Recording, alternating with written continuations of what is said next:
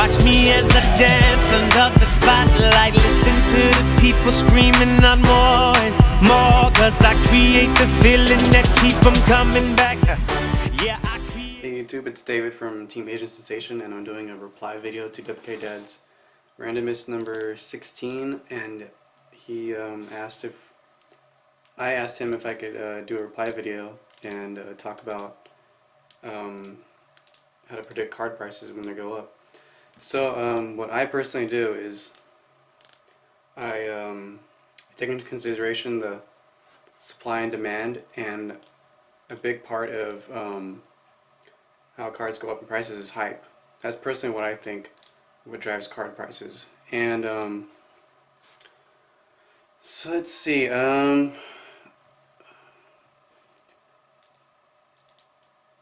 some notable cards I've had, or that have gone up in price. I've had Fable Raven, Effect Veiler, Maxi, and Teach Hyper Librarian. And what I personally think that drove those card prices up high was the hype. Let's see, for example, Dark Worlds. I got Raven about over a year ago when I was first making Fables, and I thought 3 Ravens were good, and then they're about like 23 bucks a piece. And it didn't really work out with Ravens, so I decided to hold on to it. And when I saw that Dark Worlds were announced, I was like, "Whoa, this is interesting." I played Dark Worlds in one of the video games way like 3 years ago, and it worked really amazing with Ravens. But if I didn't have it, my hand was pretty bad. So I definitely sold those off when they went up in price. I got Effect there as the rare. They were pretty cheap because me and my brother we found some folks who didn't value the varies pretty high, so we ate those up. And for Maxis, I got those when they were like $8, and I knew that Maxi was an amazing card, but I personally didn't think that Maxi would go to $60. So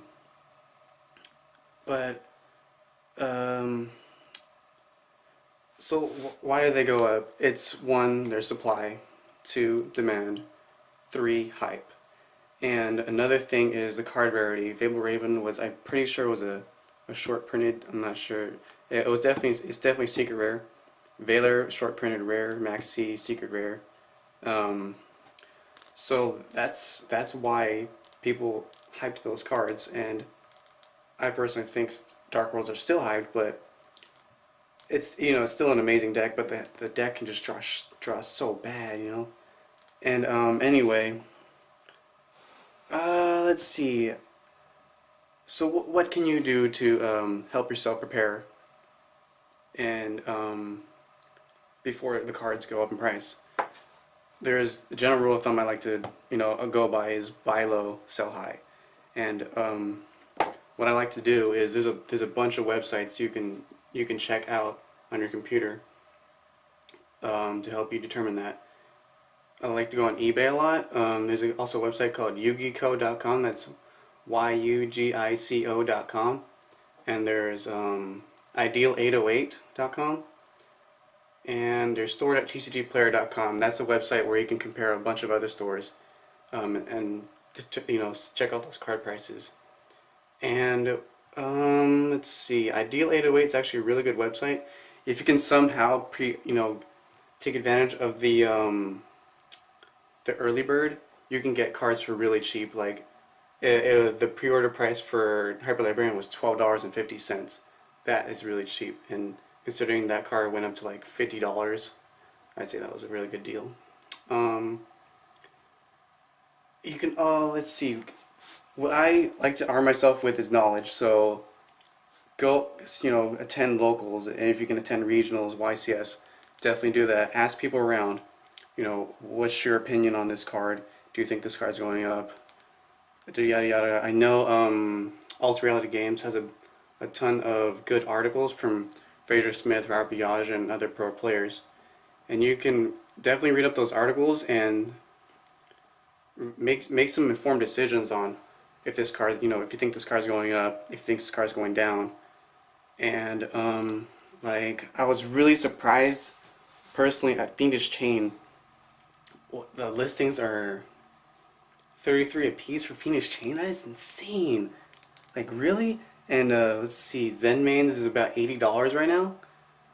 Wow, it's really hard to believe. And anyway, if cards generally are the most expensive before their official release, and after the release, supply tends to kick in, hype dies down a little bit, cards go down in price a little bit. So that's a little window of opportunity so that you can take advantage of and snag up some cards if you think a card's going up. Checking out the YCS deck list may help too. Checking out what's happening there. If you think you're like, okay, maybe that card's going up. Rescue Rabbit was like, how much is Rescue Rabbit right now?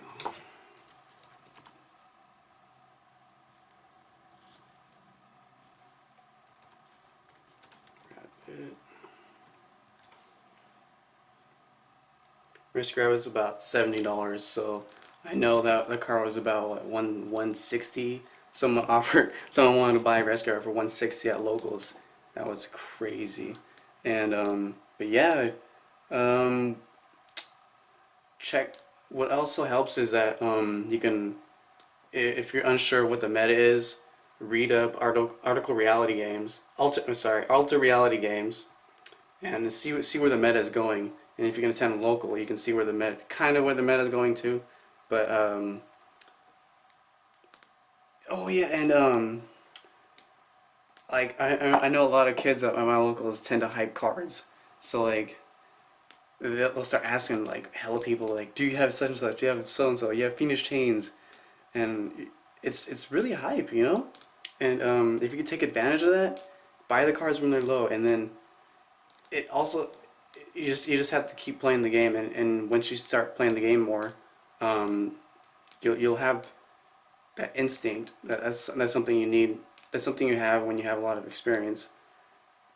And you'll notice that some cards like Max C, they were $8 when it's an amazing card. Last format, Royal Oppression was legal, so that's why Max C wasn't so highly sought after. But now, since Royal Oppression is banned, Max C is about $60 right now. And let's see. What also you can do is stock up on banned cards. Right now, banned cards are extremely cheap, and you never know. I ask people at locals for banned cards. Do you have any banned cards? They're like, what? They look at me like I'm from another planet, but I'm like, I want the banned cards. I'm a banned collector because, like Dub K Dad said, you really never know. And then, since they're banned, nobody really wants them. They're really cheap.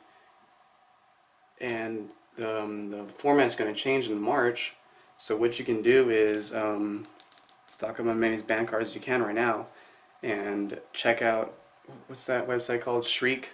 Shriek tends to leak out their ban list about 2 weeks before the official ban list, and that they tend to be correct. So what you need to do is have that desire to constantly seek information. That's what I do. I love to soak in that information, check out websites, but